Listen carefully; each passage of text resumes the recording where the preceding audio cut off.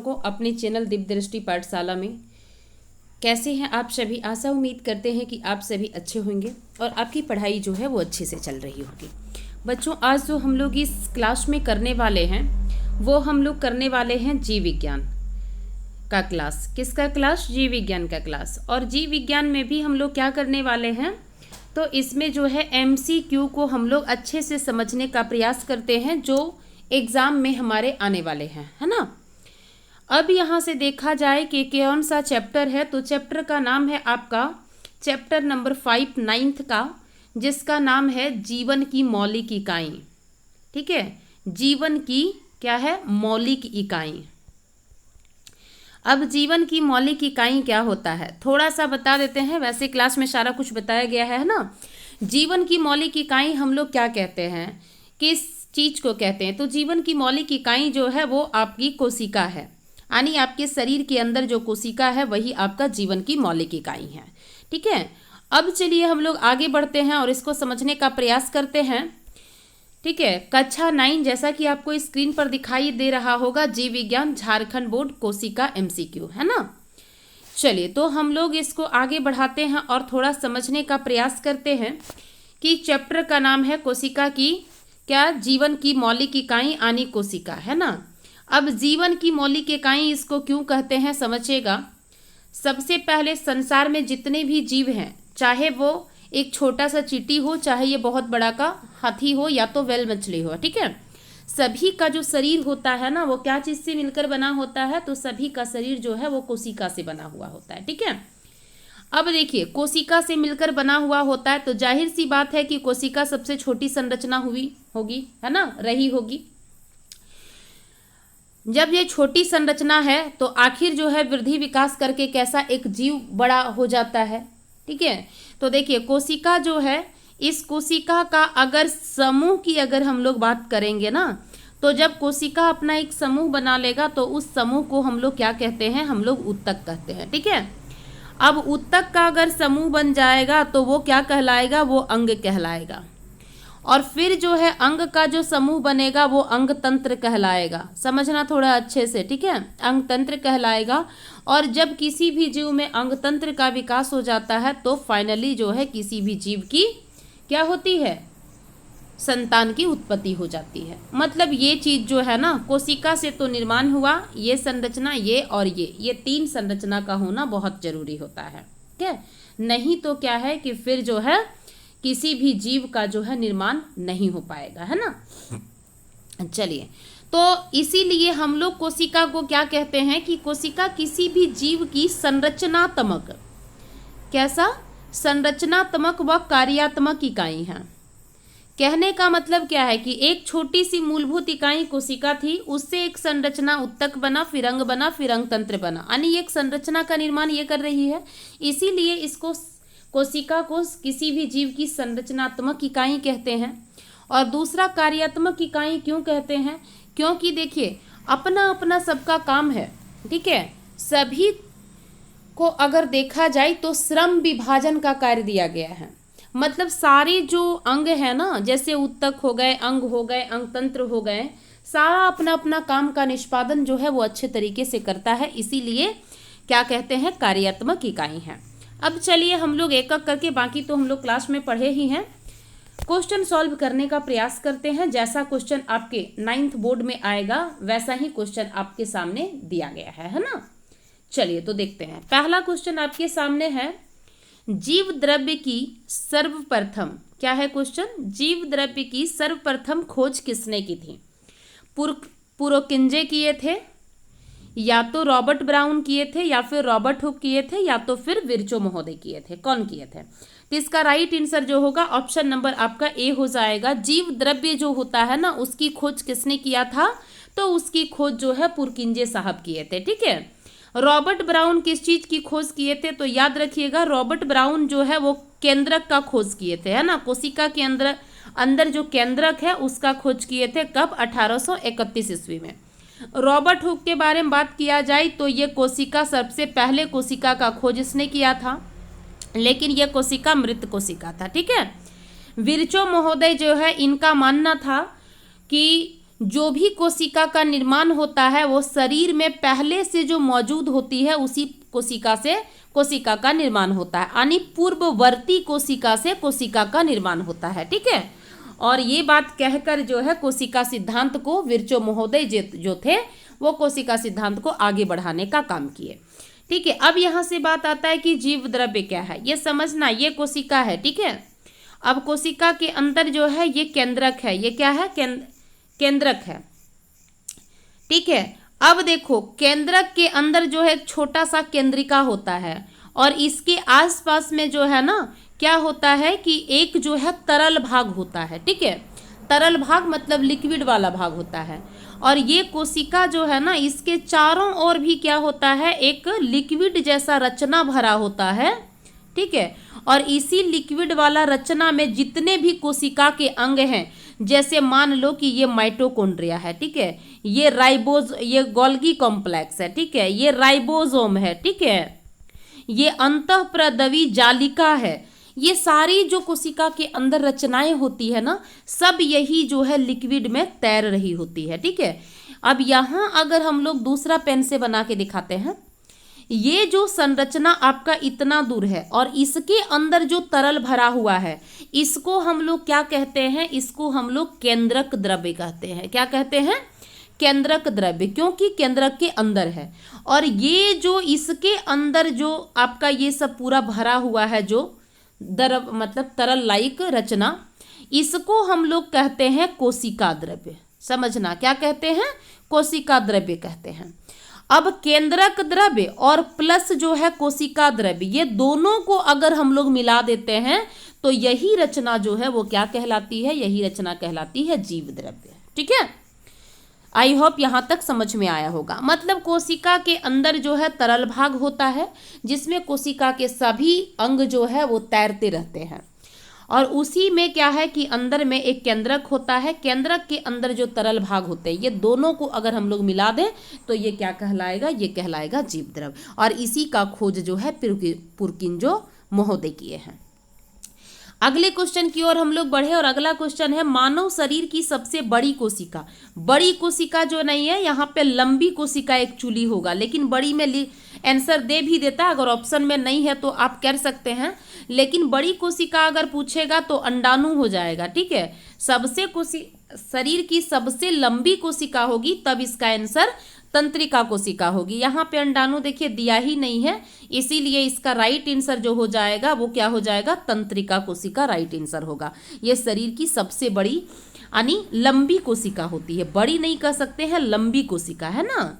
अब यहाँ पे देखो इस टाइप का ये रचना होता है, समझना, ये जो रचना है ना ये कुछ इस टाइप का होता है। ठीक है, ये क्या है, ये है तंत्रिका तंत्र। तुम लोग को 10th क्लास में बहुत डीप में पढ़ना है। ठीक है, ये तंत्रिका तंत्र है और ये एक प्रकार की कोशिका है। ठीक है, और ये शरीर की सबसे लंबी कोशिका है। चलो अगले क्वेश्चन की ओर हम लोग बढ़े और अगला क्वेश्चन है जीव के शरीर की रचनात्मक व कार्यात्मक इकाई क्या है। कोशिका है, उत्तक है, जीवद्रव्य है या माइटोकॉन्ड्रिया है। तो ये पहले बता चुके कि रचनात्मक और कार्यात्मक इकाई जो जीवों की है शरीर की वो कोशिका है। ठीक है, इसीलिए इसका right answer option number A हो जाएगा। अगला क्वेश्चन है जीवन की मौलिक इकाई क्या है। कोशिका है, उत्तक है, न्यूरॉन है, इनमें से कोई नहीं। तो इसका भी right answer option number A हो जाएगा आपका। मौलिक इकाई पूछे या तो जीवों के शरीर की सबसे छोटी इकाई पूछे या तो फिर जो है कुछ भी वो पूछे। ठीक है, जैसे यहाँ रचनात्मक और कार्यात्मक पूछा तो सबका आंसर जो होगा वो क्या हो जाएगा, कोशिका ही। चलो अगला क्वेश्चन की ओर हम लोग बढ़ते हैं और एकदम लॉलीपॉप वाला तुम लोग को क्वेश्चन मिल गया है ना। सर्वप्रथम कोशिका की खोज किसने की थी, रॉबर्ट हुक किए थे, लीवेनहॉक किए थे, एम.जे. स्लाइडेन किए थे, ठीक है, या फिर टी. स्वान किए थे। ठीक है, अब देखो तो इसका राइट आंसर जो हो जाएगा वो क्या हो जाएगा, ऑप्शन नंबर ए हो जाएगा। कोशिका का खोज जो है रॉबर्ट हुक किए थे। कब किए थे, 1665 ईस्वी में किए थे। कैसे किए थे, तो पेड़ की छाल, याद रखना, पेड़ की छाल जो था उसको बार्क के रूप में वो लेते हैं और बार्क को, ये जो बार्क है ना इस टाइप का बोतल था, ठीक है, कॉर्क था, इसका नाम क्या था, कॉर्क, और इसी के सहारे जो है वो कोशिका का खोज करते हैं। ठीक है, ये जो कॉर्क है इसको अपने बनाए हुए सूक्ष्मदर्शी में जब देखते हैं तो कुछ इस प्रकार की रचना देखने को मिलती है। और ये रचना कैसे देखने को लग रहा है, तो ये रचना जो है मधुमक्खी के आकार को देखने को मिलता है। ठीक है, अब एक जो ये रचना है ना, अगर हम लोग देखें, ये जैसे एक जो ये है रचना, इसको उन्होंने क्या कह दिया कि सेल है, या तो फिर ये क्या है, ये कोशिका है, जिसका अर्थ उन्होंने कहा कि इसका अर्थ जो होता है वो होता है छोटा कमरा। ठीक है, यानी एक जीव के अंदर जो है बहुत सारे कोशिका की बात इन्होंने कह दी है। तो रॉबर्ट हुक जो है ये क्या है, कोशिका का खोज किए। ल्यूवेनहॉक जो है, यहाँ से भी क्वेश्चन पूछ सकता है, सबसे पहले जीवित कोशिका का खोज अगर कोई पूछेगा तुमसे कि जीवित कोशिका का खोज किसने किया, तो किसने किया, रॉबर्ट ये ल्यूवेनहॉक साहब किए। कब किए, 1774 में किए, है ना। अगला है एमजे स्लाइडेन। एमजे स्लाइडेन और टी स्वान, ठीक है, टी स्वान ऐसे होगा, स्वान, टी स्वान, ये दोनों जो वैज्ञानिक है, ये दोनों वैज्ञानिक किस चीज का खोज किए थे, तो ये कोशिका सिद्धांत का खोज किए थे। किस चीज का खोज किए थे, कोशिका सिद्धांत का। कब किए थे, तो 1938 ईस्वी में। ठीक है, अगला जो हम लोगों का क्वेश्चन है वो है कोशिका का खोज कब हुई थी, 1665, 1674, 1855, 1940। तो इसका राइट जो होगा ये हो जाएगा ऑप्शन नंबर ए हो जाएगा इसका राइट आंसर। ठीक है, कोशिका का खोज कब हुई है, 1665 में। अब तीनों डेट के बारे में इसका जिक्र कर देते हैं। ठीक है, 1674 में किस चीज की खोज हुई, तो याद रखना ल्यूवेनहॉक के द्वारा जीवित कोशिका का खोज कब हुआ, तो 1674 में हुआ। ठीक है, एक ही क्वेश्चन बहुत तरीके से तोड़ के बता दे रहे हैं ताकि तुम लोग को याद रहेगा। ठीक है, 1855 में क्या है कि कोशिका सिद्धांत को आगे बढ़ाने का काम किए, और कौन किए, विर्चो महोदय किए। ठीक है, इन्होंने कहा कि जो भी कोशिका शरीर में निर्माण होता है वो पूर्ववर्ती कोशिका से ही नई कोशिकाएं बनती है। 1940 में अगर देखा जाए तो एडवांस लेवल का जो है ना सूक्ष्मदर्शी का खोज हुआ था। किसका खोज हुआ था, सूक्ष्मदर्शी का खोज हुआ था। कौन सा सूक्ष्मदर्शी का, तो जो एडवांस लेवल का सूक्ष्मदर्शी होता है ना उसका खोज हुआ था। उस सूक्ष्मदर्शी का नाम क्या था, तो याद रखना इलेक्ट्रॉन माइक्रोस्कोप।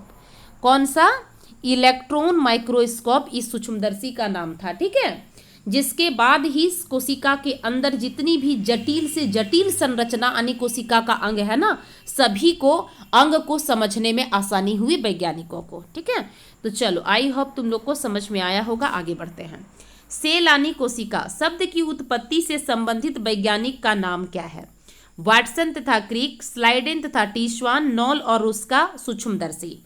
यहाँ पे क्वेश्चन क्या कह रहा है वो समझना। यहाँ क्वेश्चन कह रहा है कि कोशिका शब्द की उत्पत्ति से संबंधित कौन वैज्ञानिक है, तो जाहिर सी बात है जो वैज्ञानिक खोज करेगा पहली बार वही संबंधित रहेगा, है ना। तो इसका right answer option number D हो जाएगा, रॉबर्ट हुक। ठीक है, कोशिका शब्द की उत्पत्ति या खोज से संबंधित वैज्ञानिक पूछेगा तो रॉबर्ट हुक। नॉल और रूस्का जो है ना ये किस चीज का खोज किए हैं, तो याद रखना ये सूक्ष्मदर्शी का खोज किए हैं। ठीक है, आगे एमजे स्लाइडेन और टी स्वान ये बता चुके हैं कि ये कोशिका क्या दिए थे, कोशिका सिद्धांत दिए थे। ठीक है, आगे अगर हम लोग बढ़े तो वाटसन और क्रिक की बात करें तो वाटसन एंड क्रिक जो हैं वो डीएनए का खोज किए हैं। किसकी खोज किए हैं, तो वाटसन एंड क्रिक जो है ये दो वैज्ञानिक मिलकर भी डीएनए का खोज किए हैं। इन्होंने सबका बता दे रहे हैं ऑप्शन के सहित ताकि तुम लोग को ज़्यादा से ज़्यादा याद रहे। कोशिका सिद्धांत का प्रतिपादन किसने किया था, Robert Hooke, Leeuwenhoek, Johnson, Schleiden and Swann. बहुत बार हो गया कि कोशिका सिद्धांत का खोज जो है वो कौन किए थे, स्लाइडेन एवं स्वान। कब किए थे, 1838-39 ईस्वी में। ठीक है, अगला क्वेश्चन है निम्नलिखित में से कौन सा जीव एक कोशिकीय है, पैरामीशियम, कवक, आम और अंडाणु। देखो सबसे पहले बताएं कि कोशिका की संख्या के आधार पर, किस चीज के आधार पर, कोशिका की जो संख्या है ना उसके आधार पर अगर देखा जाए, ठीक है, कोशिका की संख्या के आधार पर जो शरीर, जीव का जो शरीर निर्माण हुआ है ना, शरीर निर्माण हुआ है उसके आधार पर दो प्रकार का जीव होता है। ठीक है, एक जीव होता है एक कोशिकीय और दूसरा जीव जो होता है वो कैसा होता है, तो वो बहुकोशिकीय जीव होता है। ठीक है, अब देखो एक कोशिकीय जीव का यहाँ पूछा जा रहा है तो यहाँ ऑप्शन दिया है पैरामीशियम, कवक, आम और अंडाणु। तो इसका राइट आंसर जो हो जाएगा ऑप्शन नंबर ए हो जाएगा क्योंकि एक कोशिकीय जीव जो होता है उसको हम बताए हैं उदाहरण के रूप में क्या क्या है, तो अमीबा हो जाएगा, ठीक है, एक पैरामीशियम हो जाएगा, क्या होगा, पैरामीशियम होगा। उसके बाद देखा जाए जीवाणु हो जाएगा तुम्हारा, यानी बैक्टीरिया के बारे में बोल रहा है, और क्लैडोमोनास हो जाएगा, ठीक है, क्या हो जाएगा, क्लैडोमोनास हो जाएगा। ये सब जो है ना जीव कौन सा जीव है, तो ये एक कोशिकीय जीव है। बाकी संसार में जितने भी हैं सभी जो है आपको बहुकोशिकीय मिलेंगे। जैसे आम है बहुकोशिकीय, अंडाणु है बहुकोशिकीय, कवक जो है ये बहुकोशिकीय जीव है, ठीक है। चलो आगे हम लोग अगर देखते हैं, सबसे पहले अंडाणु तो जीव ही नहीं है, इसीलिए ये आएगा ही नहीं। ये क्या है, ये मादा जनन अंग है। क्या है, मादा जनन अंग है, ठीक है, इसीलिए ये तो होगा ही नहीं कभी। अगला क्वेश्चन है, सबसे छोटा एक कोशिकीय जीव कौन सा है? ईस्ट है, जीवाणु है, अमीबा है, माइकोप्लाज्मा है। तो पहले ही बता चुके, सबसे छोटा जो है ना कोशिका किसमें होता है, तो माइकोप्लाज्मा में होता है। और माइकोप्लाज्मा जो है एक प्रकार का क्या है, तो याद रखना जीवाणु है, ठीक है। इंग्लिश में अगर पूछे तो क्या हो जाएगा, माइकोप्लाज्म, तो एक प्रकार का ये बैक्टीरिया है, ठीक है। बैक्टीरिया का खोज किसने किए था, तो लीवेनहॉक साहब किए थे, ठीक है। आगे अगर हम लोग बढ़े तो क्या कह यहाँ पे कह सकते हैं, सबसे बड़ी कोशिका क्या हो जाएगी, तो शुतुरमुर्ग का अंडा हो जाएगा, ठीक है। शुतुरमुर्ग का क्या हो जाएगा, अंडा हो जाएगा, जो कि सबसे बड़ी कोशिका इसी में होता है। चलो आगे की ओर हम लोग बढ़े और आगे हम लोग देखते हैं, निम्नांकित में से किस कोशिकांग का अपना डीएनए तथा राइबोसोम होता है? अंतःप्रदवी जालिका, गोल्गी उपकरण, लाइसोसोम, माइटोकॉन्ड्रिया। तो इसका राइट आंसर जो होगा ऑप्शन नंबर डी हो जाएगा। माइटोकॉन्ड्रिया में अपना खुद का डीएनए और राइबोसोम होता है। समझना यहाँ पे बात को, ये जो है कोशिका है, ठीक है। कोशिका के अंदर हम बता चुके हैं कि माइटोकॉन्ड्रिया है, ठीक है। यहाँ पे जो है केंद्र है, केंद्रक है, ये केंद्रिका है, ठीक है। अब हम लोग आए, ये जो है गोल्गी उपकरण है, ये जो है राइबोसोम है, ठीक है। और ये जो है ना ये अंतःप्रदवी जालिका है, इस टाइप का बना हुआ है ना कोशिका के अंदर। अब ये जो जितने बस और सारे हैं, लेकिन हम इतने का ही नाम लिखे हैं, ठीक है।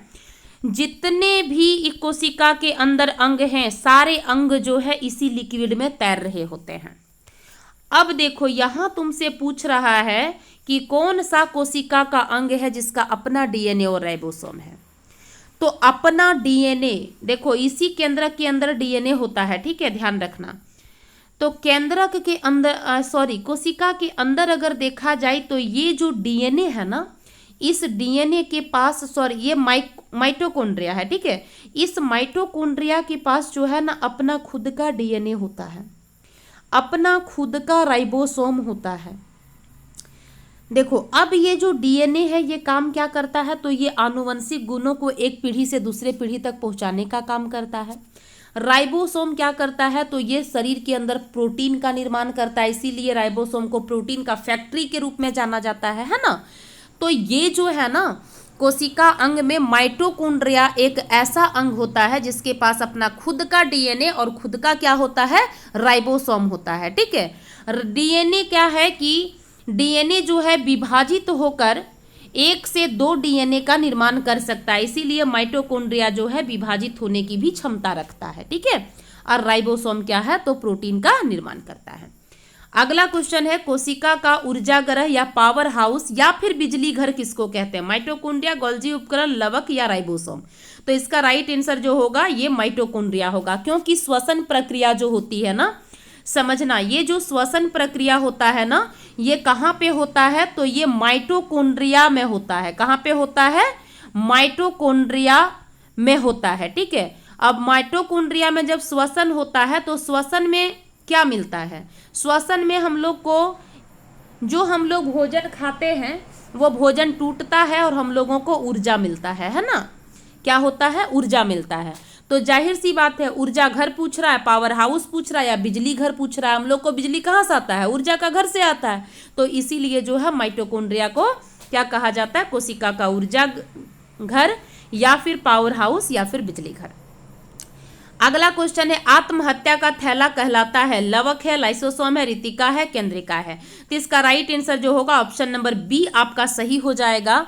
आत्महत्या का थैला जो है वो लाइसोसोम, देखना ये कोशिका है, ठीक है, इसके अंदर गोलाकार एक रचना के रूप में लाइसोसोम होता है, ठीक है। ये लाइसोसोम का काम क्या है समझना, कि जब भी कोई ऐसा अपशिष्ट पदार्थ कोशिका के अंदर जो है ना वो प्रवेश कर गया है, मान लो कि ये अवशिष्ट पदार्थ है, ठीक है। अवशिष्ट पदार्थ कहने का मतलब ये है बेकार पदार्थ जिसका कहीं पे कोई काम नहीं है, ठीक है। तो ये जो बेकार पदार्थ है ना, यानी अपशिष्ट पदार्थ जो है वो कोशिका के अंदर जो है वो प्रवेश कर गया, और ये प्रवेश जब किया तो ऐसा लग रहा है लाइसोसोम को कि ये जो पदार्थ आया ये कोशिका को मार देगा, ठीक है। तब ये क्या करता है, इसके अंदर जो है ना कुछ इंजाइम्स भरा हुआ होता है, ठीक है। कुछ क्या भरा हुआ होता है, इंजाइम्स भरा हुआ होता है। ये अपने आप को ब्लास्ट कर लेता है, मतलब अपने आप को नष्ट कर लेता है। जैसे ही नष्ट करता है तो सारा एंजाइम्स निकल जाता है, जिसके कारण ये खराब पदार्थ जो था जो कोशिका को नष्ट करता, वो सारे जो है ना वो क्या हो जाते हैं, खुद नष्ट हो जाते हैं, ठीक है। इसीलिए अब यहाँ पे देखो, एक कोशिका को बचाने के लिए अपना खुद का बेचारा बलिदान दे रहा है लाइसोसोम। अब खुद का बलिदान दिया मतलब वो आत्महत्या कर लिया है ना, तो इसीलिए आत्महत्या का थैला जो है ये किसको कहा जाता है, लाइसोसोम को कहा जाता है। मतलब कोशिका को बचाने के लिए अपने आप को क्या कर दिया, बलिदान कर दिया। अगला क्वेश्चन है झिल्ली जीवांत जनन की प्रक्रिया कहाँ होती है, अंतःप्रदवी जालिका, गोल्गी उपकरण, लाइसोसोम, माइटोकॉन्ड्रिया। तो इसका राइट आंसर जो हो जाएगा ऑप्शन नंबर ए हो जाएगा, अंतःप्रदवी जालिका। अगला क्वेश्चन है अर्धसूत्री विभाजन में संतति कोशिकाओं का संख्या क्या होता है, 1 होता है, 2 होता है, 3 होता है, 4 होता है। ये पर समझना यहाँ पे थोड़ा सा, ठीक है। देखो पहले ही विरचो महोदय बताए हैं कि कोशिका का निर्माण जो हमारे शरीर में होता है, यानी बहुकोशिकीय जीव में होता है, वो पूर्ववर्ती कोशिका से होती। पूर्ववर्ती कोशिका मतलब पूर्ववर्ती कोशिका विभाजित होकर ही संख्या बढ़ता है। जैसे फॉर एग्जांपल एक कोशिका है तो 2 कोशिका बनेगा, फिर ये 2 बनाएगा, फिर ये 2 बनाएगा, और फिर जो है ना ये क्या है, फिर ये 2-2 बनाएंगे। तो इस प्रकार चेन जो है चलते चला जाता है, ठीक है। अब ये तो हो गया कोशिका विभाजन की प्रक्रिया 1। कौन सी 1, जिसको क्या कहा जाता है, जिसको कहा जाता है समसूत्री विभाजन। और दूसरा जो विभाजन है कोशिका का, उसका नाम है अर्धसूत्री विभाजन। समझना यहाँ पे अच्छे से, ठीक है। पहला का समसूत्री था और दूसरा जो है वो कोशिका विभाजन की प्रक्रिया जो है वो अर्धसूत्री विभाजन कहलाती है।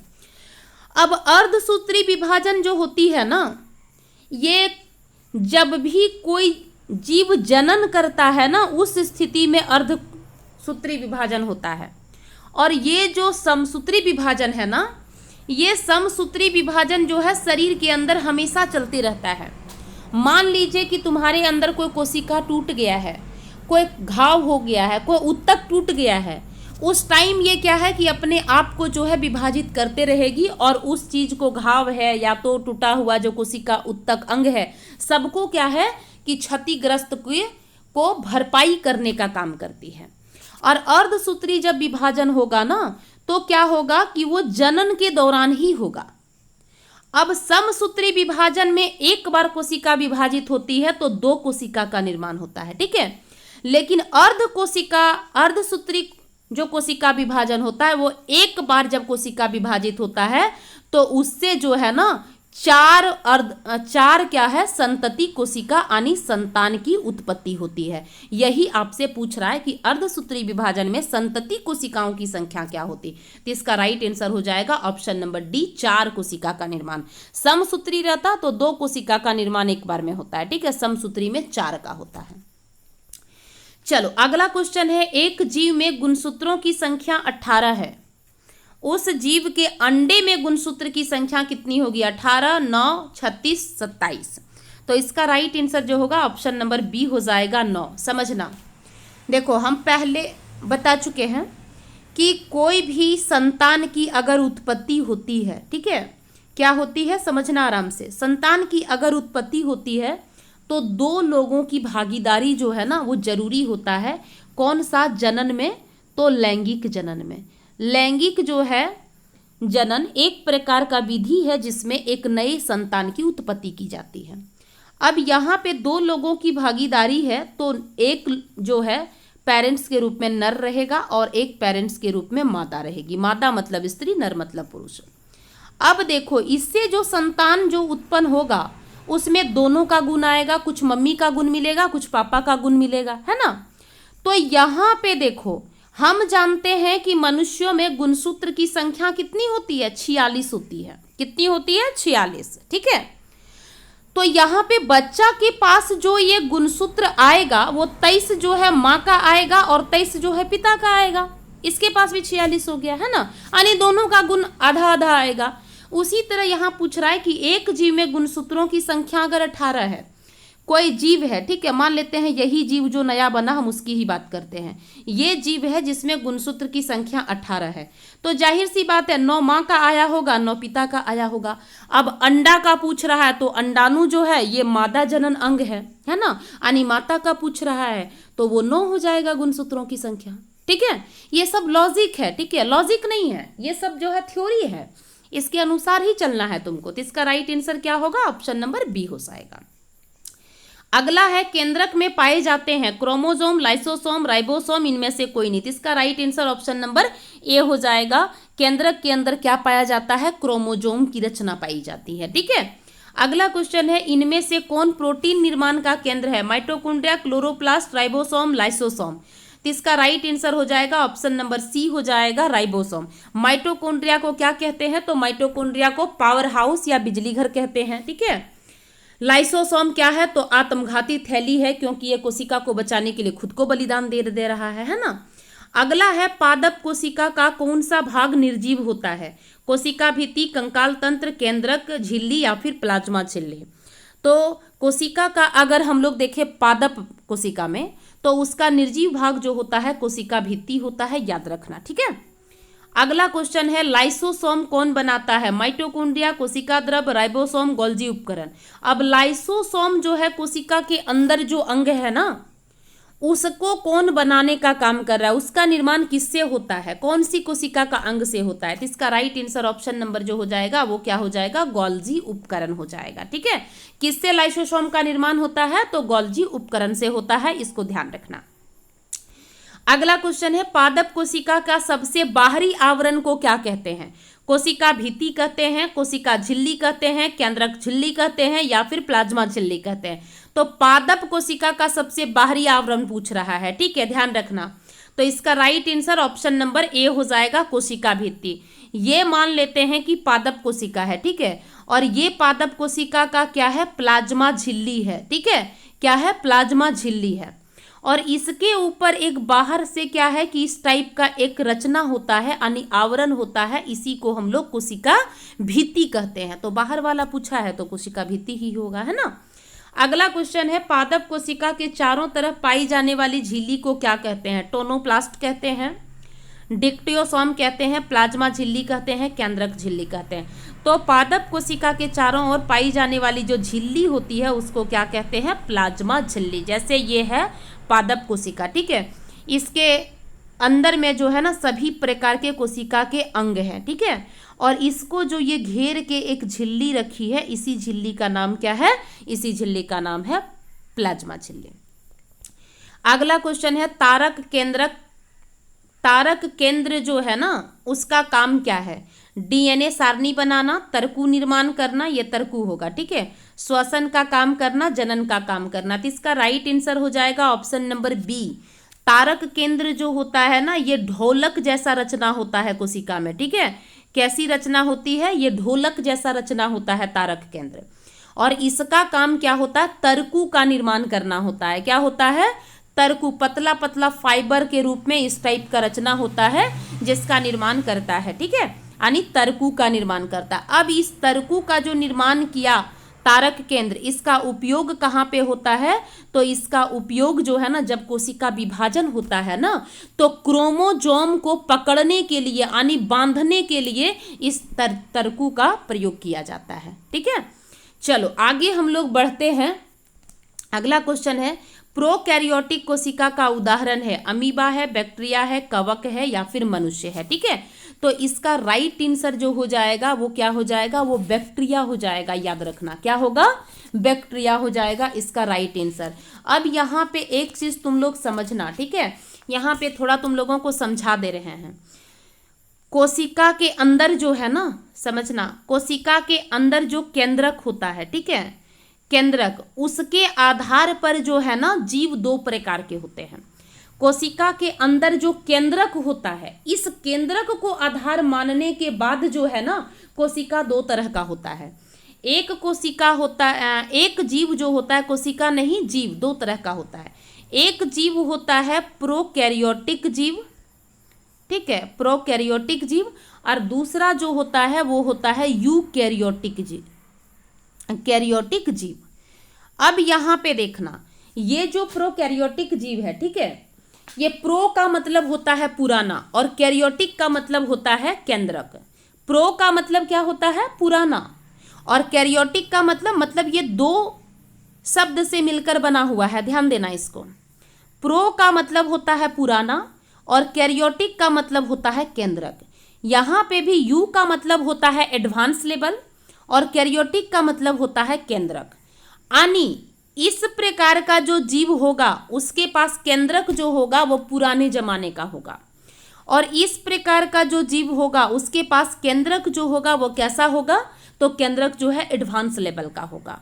अब एडवांस लेवल का कैसे होगा और पुराने लेवल का कैसे होगा ये समझिए। ये हम मान लेते हैं कि प्रोकैरियोटिक जीव का कोशिका है ना, किसकी कोशिका है, प्रोकैरियोटिक का, और ये जो कोशिका है ये यूकैरियोटिक का कोशिका है। ठीक है, अब समझना, सबसे पहले जो है इस कोशिका के अंदर, यानी जो यूकैरियोटिक कोशिका है, जो एडवांस लेवल का कोशिका है, उसका सबसे पहले जितने भी इसके अंदर कोशिका के अंग होंगे, ठीक है, सभी अंग जो है ना अपने अपने एक आवरण से ढके हुए होंगे, यानी झिल्ली से ढका हुआ होगा। जैसे फॉर एग्जाम्पल ये माइटोकॉन्ड्रिया, तो माइटोकॉन्ड्रिया जाहिर सी बात है ये झिल्ली से ढका हुआ है। ये जो है गोल्गी कॉम्प्लेक्स है तो अपना जो है एक झिल्ली से बंधा हुआ है। उसी तरह जितने भी सारे अंग होंगे ना, सभी क्या है कि अपने झिल्ली से सेपरेट रहेगा, मतलब मिला हुआ नहीं रहेगा कोई अंग। लेकिन यही अगर हम लोग प्रोकैरियोटिक यानी पुराने जमाने वाला कोशिका की बात करें तो इसके अंदर जो है ना, जैसे यहाँ पे देखिए बीच में क्या है कि केंद्रक है, केंद्रक के अंदर डीएनए है, लेकिन यहाँ पे जो है ना ये मान लो कि इस प्रकार का क्या है, डीएनए है, एकदम मिक्स है, कुछ दिखता ही नहीं है, लेकिन ये डीएनए अलग प्रकार का डीएनए कहलाता है। ये जो है ना ये गोलाकार डीएनए कहलाता है। ये कैसा डीएनए कहलाता है, गोलाकार डीएनए कहलाता है। ठीक है, यानी पुराने जमाने का डीएनए। और जो भी अंग रहेंगे ना सब एक दूसरे से मिले हुए होंगे, मतलब कहीं भी कुछ पता नहीं चलेगा कि इसके अंदर माइटोकॉन्ड्रिया है कि कौन राइबोसोम है कौन लाइसोसोम है। ठीक है, तो ये आप लोगों का कोशिका के में केंद्र जो प्रेजेंट होता है, उपस्थित होता है, उसके आधार पर कोशिका दो तरह के जीव जो है दो तरह के होते हैं, वो आप लोगों को बता दिए। तो यहाँ पे जो भी ये प्रोकैरियोटिक जीव जो है ना, इस प्रकार का कोशिका जो है वो कौन सा जीव में पाया जाएगा, तो ये केवल और केवल बैक्टीरिया में पाया जाता है। ध्यान रखना, केवल किस में पाया जाता है, केवल बैक्टीरिया में पाया जाता है। ठीक है, ये चीज को ध्यान रखना। बाकी जितने भी जीव हैं सभी में क्या है कि यूकैरियोटिक कोशिका पाया जाता है। चलो, आई होप यहाँ तक समझ में आया होगा तुम लोग का। अगला कहता है कौन सा कोशिकांग पाचक थैली कहलाता है, कवक है, लवक है, लाइसोसोम है, रितिका है या केंद्रिका है।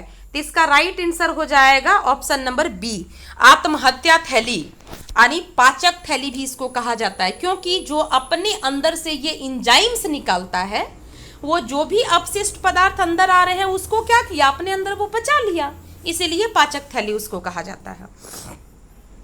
अगला क्वेश्चन है पादप कोशिका का रसोई घर किसे कहते हैं, लाइसोसोम को, राइबोसोम को, हरित लवक को, वर्णी लवक को। तो इसका right answer option number C हो जाएगा। हरित लवक जो है ना उसको पादप कोशिका का रसोई घर कहा जाता है। ठीक है, क्यों, क्योंकि जब पौधा अपना भोजन बनाता है ना, तो उसको इसी लवक की आवश्यकता होती है। इसीलिए जो है देखो, जब हम लोग भोजन बनाते हैं, कुछ सामान अगर रखते हैं, कुछ ऐसा रूम कहीं पे हो और वहां पे खाने का सामान अगर रख दिए हैं, हम सब कुछ रखा हुआ, तो उसको हम रसोई घर ही नाम देते हैं। इसी तरह ये क्या है, रसोई घर इसका नाम पड़ गया। अगला क्वेश्चन है, पादप कोशिका की सबसे बाहरी परत क्या है? प्लाज्मा झिल्ली, कोशिका झिल्ली, केंद्रक, कोशिका द्रव्य। तो इसका राइट आंसर जो हो जाएगा वो क्या हो जाएगा आपका, प्लाज्मा झिल्ली या तो कोशिका झिल्ली। इसका दोनों भी हो सकता है, ठीक है, याद रखना, क्योंकि प्लाज्मा झिल्ली को ही कोशिका झिल्ली भी कहा जाता है, तो इसीलिए दोनों आंसर इसका सही हो सकता है। एग्जाम में दोनों नहीं रहेगा, ठीक है। अगला है, कोशिका भित्ति बनी होती प्रोटीन की, कार्बोहाइड्रेट की, सेलुलोज की, लिपिड की। तो कोशिका भित्ति जो होती है ना, ये किस चीज की बनी होती है? तो ये सेल्यूलोज का बना होता है, ठीक है। अब यहां से तुमको अगर डीप में जाए पूछे ये सेल्यूलोज क्या होता है, तो ये सेल्यूलोज जो है ना, एक प्रकार का कार्बोहाइड्रेट होता है। क्या है? एक प्रकार का कार्बोहाइड्रेट होता है, याद रखना। कोशिका भित्ति किसकी बनी होती है? तो सेल्यूलोज की बनी होती है। अब सेल्यूलोज जो है वो क्या होता है? तो सेल्यूलोज एक प्रकार का कार्बोहाइड्रेट होता है, ठीक है। चलो आगे की ओर बढ़ते हैं और अगला क्वेश्चन है, कोशिका झिल्ली का कोशिका के बाहर से अपने भोजन तथा अन्य पदार्थ के ग्रहण करने की प्रक्रिया को क्या कहते हैं? पहला ऑप्शन है वर्णात्मक पारगम्य, दूसरा है इंडोसाइटोसिस, तीसरा है एक्सोसाइटोसिस और चौथा है अल्प परासरण। इसका राइट आंसर जो हो जाएगा वो राइट आंसर क्या होगा? इसका right answer option number B हो जाएगा। अब यहाँ पे तुम क्वेश्चन समझो कि क्वेश्चन कहना क्या चाह रहा है, ठीक है। तो क्वेश्चन तुमसे कुछ नहीं कहना चाह रहा है, क्वेश्चन कह रहा है कि ये जो है कोई कोशिका है, ठीक है। अब ये जो है कोशिका की झिल्ली है, यही है ना, ये क्या है? ये कोशिका की झिल्ली है।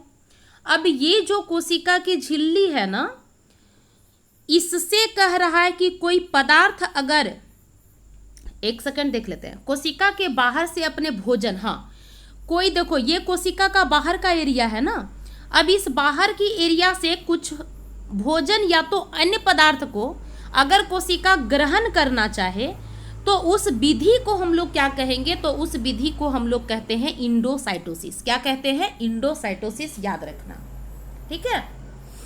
अगला क्वेश्चन जो तुम्हारे सामने है वो है, कोशिका में आनुवंशिक गुणों की सूचना कहाँ पे होती है?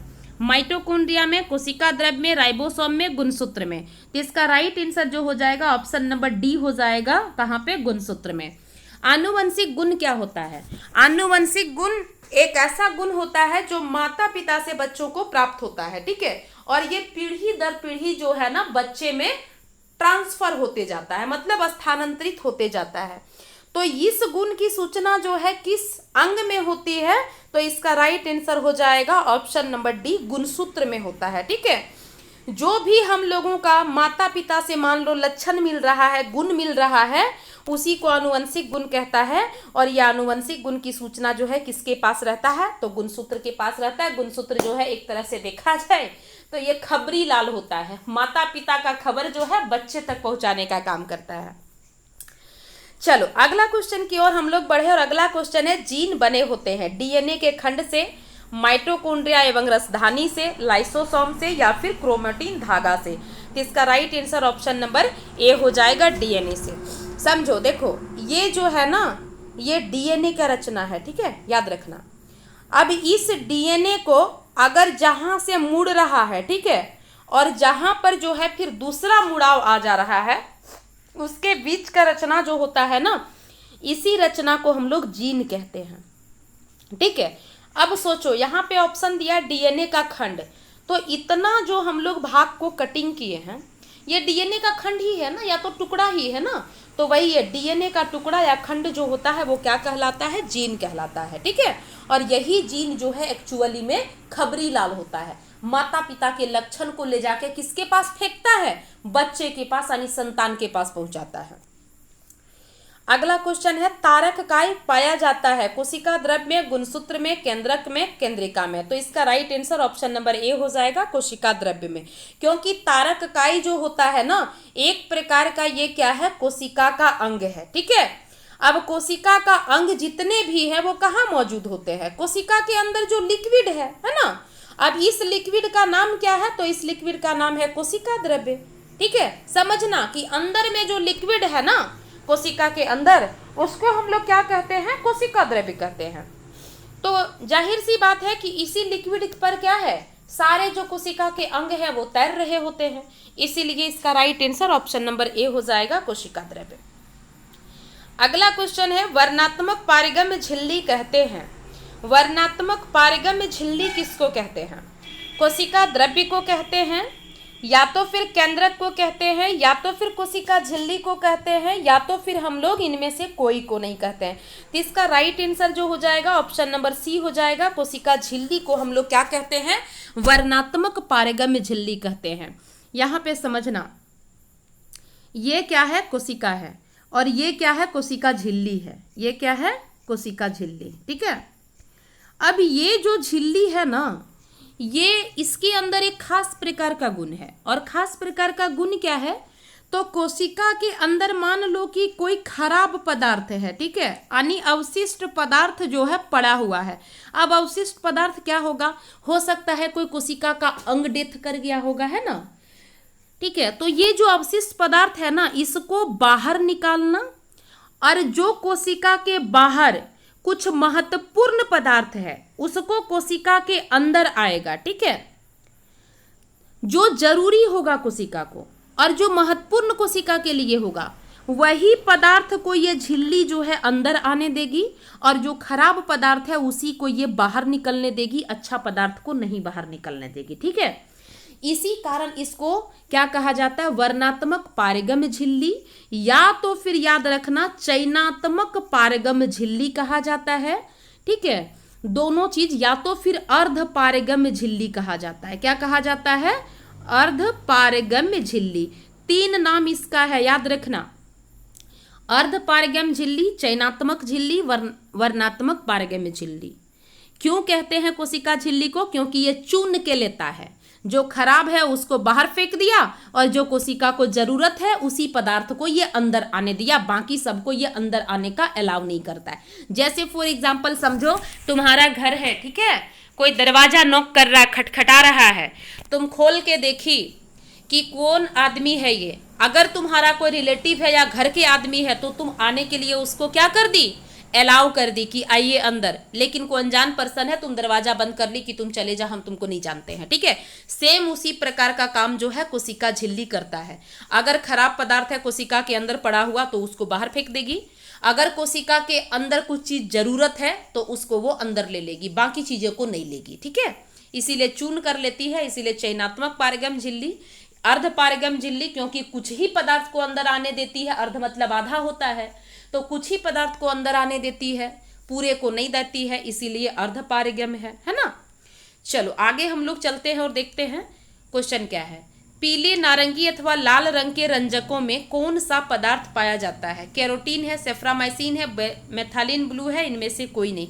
इसका राइट आंसर जो होगा ऑप्शन नंबर ए होगा। ठीक है, देखो कोई भी फल है, ठीक है, वो पीला कलर का फल है, या फिर नारंगी है, या फिर लाल रंग का कोई फल है, तो उसमें रंजक के रूप में, रंजक मतलब उसको, जो रंजक एक प्रकार का पदार्थ होता है जो फल को या तो सब्जी को रंग प्रदान करता है। क्या करता है?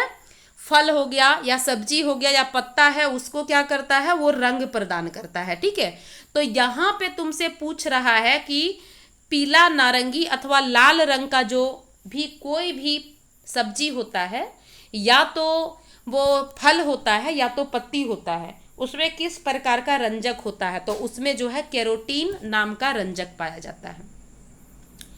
अगला क्वेश्चन है, केंद्रक द्रव्य में मुख्यतः कितनी प्रकार की रचनाएं होती हैं? केंद्रक द्रव्य जो होता है ना, उसमें कितनी तरह की रचनाएं होती है? तो मुख्य रूप से अगर देखा जाए ना, तो उसमें 3 तरह की रचनाएं होती है। ठीक है, कौन ऐसे देखा जाए तो 2 ही तरह का होता है। ठीक है, इसका आंसर 2 भी आप लोग कर सकते हैं, लेकिन ऑप्शन पर डिपेंड करता है। ठीक है, यहाँ पे आप लोग जो है ना 2 कर सकते हैं। ठीक है, क्यों? क्योंकि यहाँ पे समझना, ये कोई कोशिका है, ठीक है, ये कोशिका जो है ये क्या हो जाएगा? कोशिका झिल्ली है। एक आपका रचना ये हो गया, और एक रचना हो गया कोशिका के अंदर जो सारे अंग उपस्थित है, ठीक है, यानी कोशिकांग। तो मुख्य रूप से जो है 2 ही रचना होता है, लेकिन पढ़ने की सुविधा के अनुसार हम लोग 3 रचना की बात करते हैं। कौन कौन रचना? तो कोशिका की झिल्ली हो जाएगी, है ना, क्या हो जाएगा? कोशिका झिल्ली हो जाएगा, कोशिका द्रव्य हो जाएगा, और क्या हो जाएगा? और जो है केंद्रक हो जाएगा, ठीक है। तो दोनों को याद रखना। अगला है एक कोशिकीय जीव नहीं है, मतलब इनमें से कौन सा जीव है नीचे दिए गए जो एक कोशिकीय नहीं है? युग्लिना है, अमीबा है, जीवाणु है, कवक है।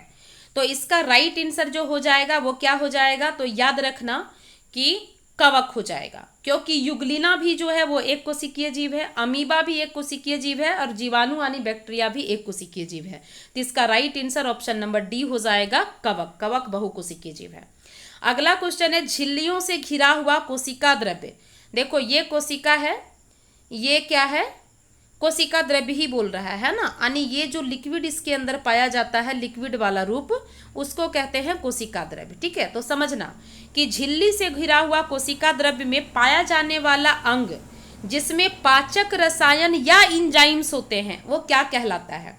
माइटोकॉन्ड्रिया, लाइसोसोम, केंद्रिका, तारक काय। तो अभी ही आपको बता चुके हैं कि ये लाइसोसोम कहलाता है। क्वेश्चन कैसे घुमा के पूछ रहा है वो समझिए आप, ठीक है, इसीलिए क्वेश्चन को दे दिए हैं। क्योंकि लाइसोसोम के बारे में हम आपको क्या बताएं कि लाइसोसोम जो होता है उसके अंदर एक एंजाइम होता है, या तो पाचक रसायन कह सकते हैं, ठीक है, वो होता है जिसके कारण ही कोशिका के अंदर कोई अपशिष्ट पदार्थ या तो खराब पदार्थ आ गया तो अपने ये को लाइसोसोम फट जाता है और कोशिका को बचाने के लिए अपना एंजाइम्स को पूरे कोशिका में बिखेर देता है, ताकि वो जो खराब पदार्थ आया था उसको वो क्या करे? पचा दे, मतलब खाकर वो पचा दे, है ना, या तो एंजाइम्स उसको कहते हैं। तो इसका right answer option number B हो जाएगा। अगला क्वेश्चन है कोशिका के अंदर प्रोटीन का संश्लेषण कहाँ होता है? कोशिका के अंदर प्रोटीन का संश्लेषण का मतलब क्या होता है? प्रोटीन का संश्लेषण मतलब प्रोटीन का निर्माण, ठीक है, कहाँ पे होता है? लाइसोसोम में होता है कि प्लाज्मा झिल्ली में होता है कि राइबोसोम में होता है कि गोल्गी उपकरण में होता है? तो इसका राइट आंसर हो जाएगा ऑप्शन नंबर आपका सी, ठीक है। कोशिका के अंदर प्रोटीन का जो निर्माण होता है या प्रोटीन का जो संश्लेषण होता है वो राइबोसोम में होता है, ठीक है। कोशिका का एक अंग है राइबोसोम, ठीक, समझना यहाँ पे, ठीक है, इसके बारे में थोड़ा बता दे रहे हैं। कोशिका का एक अंग है ये राइबोसोम, क्या है? कोशिका का एक अंग है, क्या है ये? ध्यान रखना, कोशिका का एक अंग है। इसका काम क्या है? इसका काम है प्रोटीन का निर्माण करना। क्या करना? प्रोटीन का निर्माण करना, ठीक है। इसी कारण इसको जो है राइबोसोम को प्रोटीन का फैक्ट्री कहा जाता है, क्योंकि किसी भी चीज का निर्माण कहाँ होता है? फैक्ट्री में होता है। जब राइबोसोम जो है प्रोटीन का निर्माण करता है तो इसको प्रोटीन फैक्ट्री इसीलिए बोला जाता है। कोशिका का सबसे ये छोटा अंग होता है, याद रखना, कोशिका का कैसा अंग ये होता है? तो सबसे छोटा अंग होता है, ठीक है। कैसा अंग होता है? तो कोशिका का सबसे छोटा अंग होता है। एक और चीज यहाँ पे समझना बहुत इंपॉर्टेंट है कि राइबोसोम एक ऐसा कोशिका होता है जो झिल्ली जिसमें घिरा हुआ नहीं होता है, मतलब जिसके चारों ओर जो है ना झिल्ली नहीं होता है। क्या होता है? झिल्ली नहीं। 4 गुण बताए कि राइबोसोम जो है कोशिका का एक अंग है, दूसरा है ये प्रोटीन का निर्माण करता है, इसी कारण राइबोसोम को जो है प्रोटीन का फैक्ट्री कहा जाता है। तीसरा इसका गुण है कि कोशिका का सबसे छोटा अंग होता है ये। चौथा गुण है कि इतना छोटा ये अंग होता है जिसके कारण राइबोसोम के चारों ओर जो है वो झिल्ली से घिरा नहीं होता है, ठीक है, यानी ये नग्न अवस्था में होता है। चलो अगले क्वेश्चन की ओर बढ़े हम लोग, और अगला क्वेश्चन है माइटोकॉन्ड्रिया का कार्य है ऊर्जा का उत्पादन, ऊर्जा का अवशोषण, ए बी दोनों या इनमें से कोई नहीं। तो इसका राइट आंसर हो जाएगा ऑप्शन नंबर ए।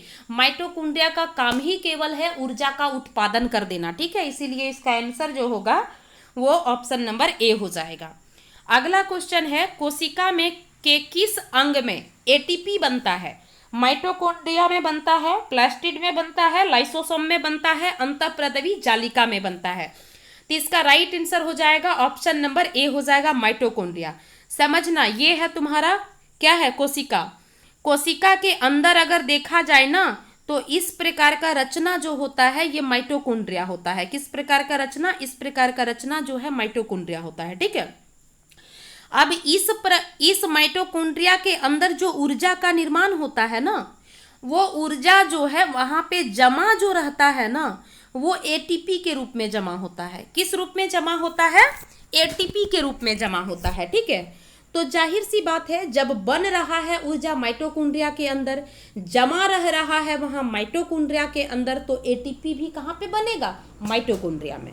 एटीपी क्या है? तो एटीपी जो है जिस रूप में माइटोकॉन्ड्रिया के अंदर ऊर्जा जमा हो रहता है उसी को हम लोग एटीपी कहते हैं। मतलब ऊर्जा की एक तरह से ये इकाई हो गई, ठीक है। अब यहाँ से पूछा जाता है कि एटीपी का फुल फॉर्म क्या है? तो एटीपी का फुल फॉर्म याद रखना, एडिनोसिन ट्राईफॉस्फेट। क्या होता है? एडिनोसिन ट्राईफॉस्फेट, ठीक है। इसका फुल फॉर्म याद रखना तुम लोग। एटीपी का फुल फॉर्म क्या होता है? Adenosine triphosphate. एटीपी कहाँ पे बनता है? तो माइटोकॉन्ड्रिया में। माइटोकॉन्ड्रिया में किस रूप में ऊर्जा जमा रहता है? तो एटीपी के रूप में रहता है। माइटोकॉन्ड्रिया को क्या कहते हैं? ऊर्जा घर कहते हैं, बिजली घर कहते हैं, पावर हाउस ऑफ कोशिका कहते हैं। चलो अगला क्वेश्चन तुम लोग के सामने है, पादप और जंतु कोशिका में अंतर क्या है? मतलब अंतर है लेकिन प्रमुख अंतर पूछ रहा है। पोषण संबंधी है, गति संबंधी है, वृद्धि संबंधी है या श्वसन संबंधी है? तो इसका राइट आंसर हो जाएगा ऑप्शन नंबर ए, पोषण संबंधी अंतर सबसे प्रमुख है। अगला क्वेश्चन है, लाइसोसोम के निर्माण में कौन सी कोशिकांग सहायक है? अंतःप्रदवी जालिका, गोल्गी उपकरण, प्लास्टिड, रसधानी। तो इसका right answer option number B हो जाएगा, क्योंकि लाइसोसोम का निर्माण जो है वो कोशिका का अंग गोल्गी उपकरण जो होता है उसके द्वारा होता है, ठीक है। चलो आगे हम लोग बढ़ते हैं। विष, विष मतलब क्या हो गया? पॉइजन। एवं दवाओं के जहरीलेपन को समाप्त करने में कौन सा कोशिकांग सहायक है? अंतःप्रदवी जालिका, गोल्गी उपकरण, प्लास्टिड या तो रसधानी। तो इसका राइट आंसर जो हो जाएगा तुम्हारा वो अंतःप्रदवी जालिका हो जाएगा। ऑप्शन नंबर क्या होगा तुम्हारा? ए जो है ना वो तुम्हारा सही हो जाएगा, ठीक है। क्या हो जाएगा? ए। अंतःप्रदवी जालिका जो है ना ये कोशिका का एक ऐसा अंग है जो कि मान लो कि आपके शरीर में कोई पॉइजन चला गया, ठीक है, या तो दवा कुछ ऐसा चला गया जो आपके शरीर को हानि पहुंचा रहा है, तो उस जहर के या दवा का जो प्रभाव होता है उसको काटने का काम जो है वो अंतःप्रदवी जालिका करती है, ठीक है, ये ध्यान रखना। अगला कह रहा है क्वेश्चन, रंगीन प्लास्टिड क्या है? किसको कहते हैं या फिर क्या है? ल्यूकोप्लास्ट है, क्लोरोप्लास्ट है, क्रोमोप्लास्ट है या तो इनमें से कोई नहीं। तो इसका राइट आंसर जो होगा वो ऑप्शन नंबर आपका सी हो जाएगा, ठीक है। यहाँ पे समझिएगा इसको, ये प्लास्टिड जो होता है ना कोशिका का एक अंग है, और ये प्लास्टिड जो है ये 3 प्रकार का होता है। एक प्रकार हो गया आपका ल्यूकोप्लास्ट, समझिएगा। दूसरा प्रकार जो है ये है क्लोरोप्लास्ट, और तीसरा प्रकार जो है वो क्या है? क्रोमोप्लास्ट है। अब ल्यूकोप्लास्ट जो होता है ना ये जो होता है इसका कोई कलर नहीं होता है, यानी ये जो ल्यूकोप्लास्ट होगा, ये ल्यूकोप्लास्ट जो होता है वो रंगहीन होता है, मतलब इसका कोई कलर नहीं होता है। ये कैसा होता है? तो ये जो है रंगहीन होता है, इसका कोई कलर नहीं होता है, ठीक है। अब ये पाया कहाँ जाता है ल्यूकोप्लास्ट? तो ध्यान रखना ये वैसा जगह पेड़ पौधा, सबसे बड़ा बात है कि प्लास्टिड जो है पादप कोशिका में ही पाया जाएगा, ध्यान रखना, जंतु कोशिका में प्लास्टिड नहीं होगा, ठीक है। कहाँ पे पाया जाएगा प्लास्टिड? तो ओनली फॉर पादप कोशिका में, जंतु कोशिका में नहीं। अब देखो 3 प्रकार के हो गए प्लास्टिड। पहला जो ल्यूकोप्लास्ट है वो रंगहीन होता है, पाया कहाँ जाता है? तो ये जो है ना पेड़ के जड़ों में पाया जाता है, यानी वैसे जगह पर ये पाया जाएगा जहां पे सूर्य की रोशनी नहीं पहुंचती है। ल्यूकोप्लास्ट जो रंगहीन होता है यानी उसका कोई रंग नहीं होता है, वो प्लास्टिड कहाँ पे पाया जाता है? तो वो प्लास्टिड जो है जड़ में पाया जाता है, यानी जहां पे सूर्य का प्रकाश नहीं पहुंचता है, ठीक है। अब इसका काम क्या है? तो ये जो ल्यूकोप्लास्ट होता है ना इसका मेन काम होता है स्टार्च को संग्रहित करना, मतलब स्टार्च को जमा करके रखने का काम करता है ये स्टार्च। अब यहाँ से आएगा दिमाग में कि स्टार्च क्या है?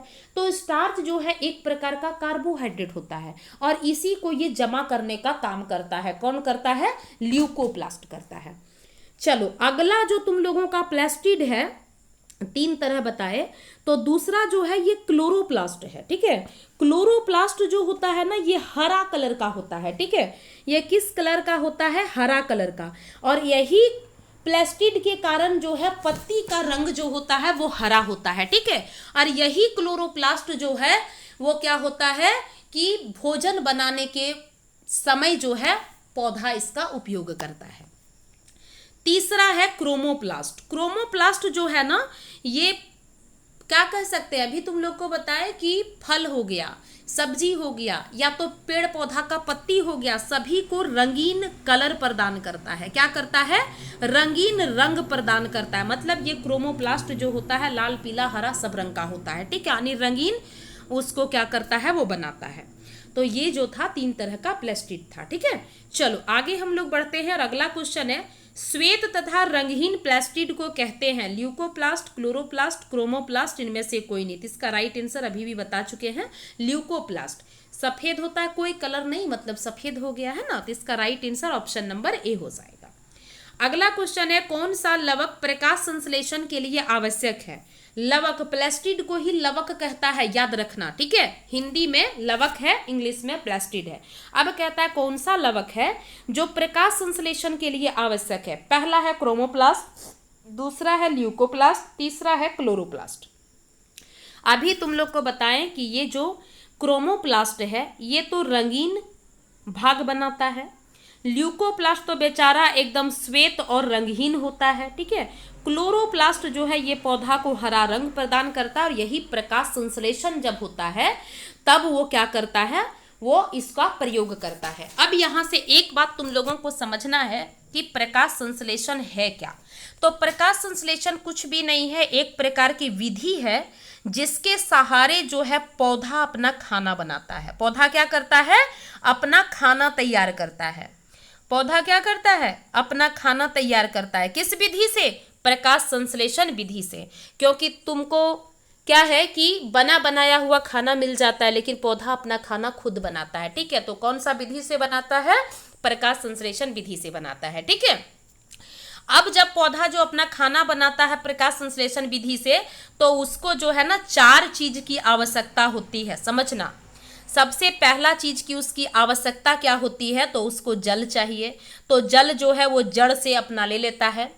दूसरा है कि उसको जो है क्लोरोप्लास्ट चाहिए, ठीक है। क्या चाहिए? यही क्लोरोप्लास्ट चाहिए जो कि पत्ती में होता है, ठीक है। क्लोरोप्लास्ट कहाँ होता है? पत्ती में होता है।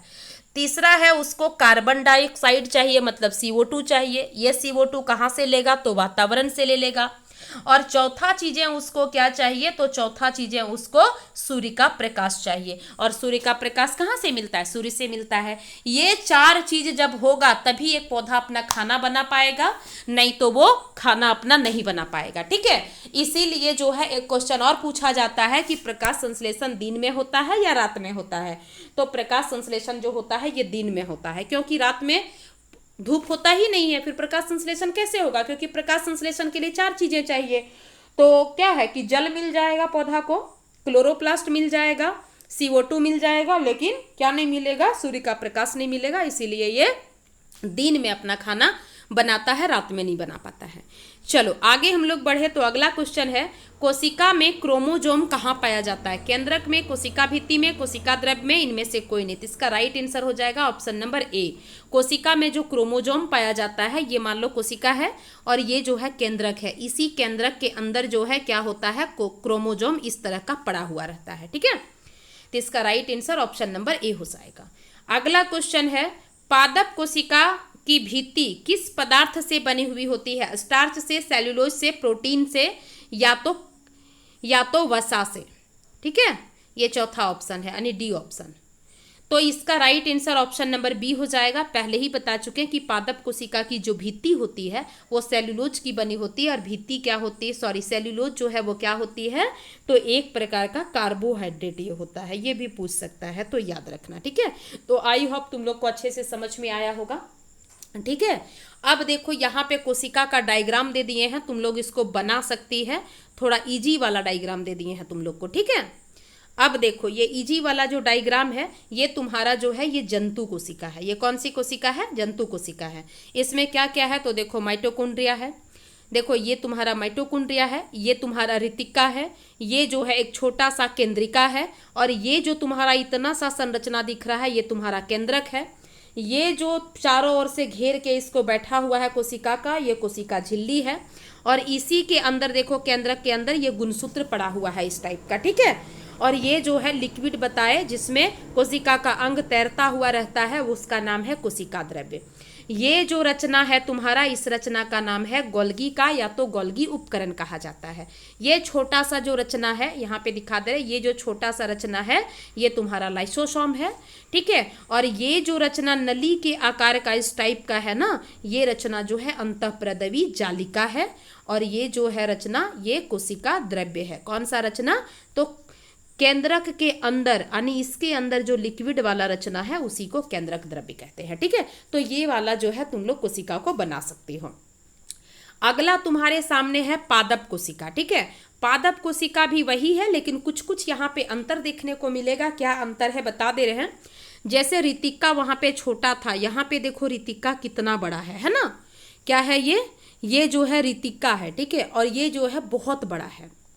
अब आगे अगर हम लोग बात करेंगे तो ये जो है ये अंदर वाली रचना जो है ये कोशिका झिल्ली कहलाएगी या प्लाज्मा झिल्ली कहलाएगी। बाहर वाला रचना जो है ये क्या कहलाएगा? कोशिका भित्ति कहलाएगा। इसके अंदर जो लिक्विड होगा वो यहाँ पे भी कोशिका द्रव्य कहलाएगा।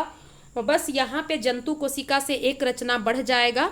और कौन रचना बढ़ेगा? तो ये वाली रचना बढ़ जाएगी, ठीक है। हरित लवक जिसको क्लोरोप्लास्ट कहा जाता है, ये जंतु कोशिका में नहीं होगा, ठीक है। बाकी तुम लोग जो है उसको देख लेना। अंतःप्रदवी जालिका है। अब यहाँ खुदरी अंतःप्रदवी जालिका और एक चिकनी पर जो है अंतःप्रदवी जालिका लिखा हुआ मिलेगा। तो याद रखना ये जो नली के आकार का रचना है ना, ये दो प्रकार का होता है, ठीक है। एक खुदरी होता है मतलब खुदखुरा होता है, और एक चिकना होता है। खुदखुरा इसलिए हो जाता है क्योंकि जो खुदखुरा अंतःप्रदवी जालिका होता है उसका जो सतह होता है ना, उसके सतह के ऊपर इस टाइप का बिंदु बिंदु आकार का राइबोसोम लगा होता है, ठीक है। अब राइबोसोम का काम ही है प्रोटीन का निर्माण होना। तो ये जो राइबोसोम लगा होता है जिसके कारण उसको खुदखुरा बना देता है। और जिस अंतःप्रदवी जालिका के जो संरचना है उसके सतह पर अगर राइबोसोम का संरचना नहीं चिपका हुआ है वो चिकनी अंतःप्रदवी जालिका कहलाती है। आई होप तुम लोग को यहाँ तक समझ में आया होगा। चलो हम लोग अगले क्लास में मिलते हैं, तब तक के लिए सभी को बाय बाय, टेक केयर।